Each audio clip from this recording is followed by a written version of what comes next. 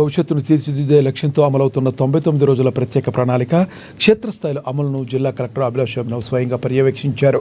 ఇందులో భాగంగా గురువారం తెల్లవారుజామున స్థానిక కస్తూరిబా గాంధీ బాలికల విద్యాలయాన్ని ఆమె ఆకస్మికంగా సందర్శించారు. పాఠశాలకు చేరుకున్న కలెక్టర్ విద్యార్థులతో కలిసి ఉదయపు అసెంబ్లీ కార్యక్రమంలో పాల్గొన్నారు. అనంతరం పాఠశాలలోని మెస్ నిర్వహణను పరిశీలించారు. విద్యార్థులకు వడ్డిస్తున్న అల్పాహార నాణ్యతను కూడా తనిఖీ చేశారు. రిజిస్టర్లు, స్టాక్ వివరాలను అడిగి తెలుసుకున్నారు.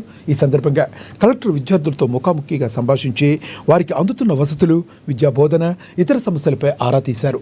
ప్రణాళికాబద్ధంగా చదువుకుని ఉన్నత శిఖరాలను అధిరోహించాలని విద్యార్థులను ప్రోత్సహించారు. అనంతరం ఉపాధ్యాయులు, సిబ్బందితో సమీక్ష నిర్వహించిన కలెక్టర్ విధి నిర్వహణలో ఏమాత్రం అలసత్వం ప్రదర్శించినా, సమయపాలన పాటించకపోయినా కఠిన చర్యలు తప్పవని హెచ్చరికలు జారీ చేశారు.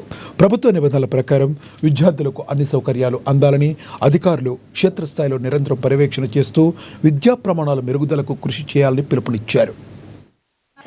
రాగి మాల్ట్ మేడం, బూస్ట్ పాలు. ఏ time madam? Morning 7. Morning 7 start అవుతుంది. 6 to 7 మేడం. అక్కడికి ఎగ్జామ్స్ మేడం మార్నింగ్ 6. అండ్ మీ ఫుడ్కి చెకింగ్ కమిటీ ఎవరు?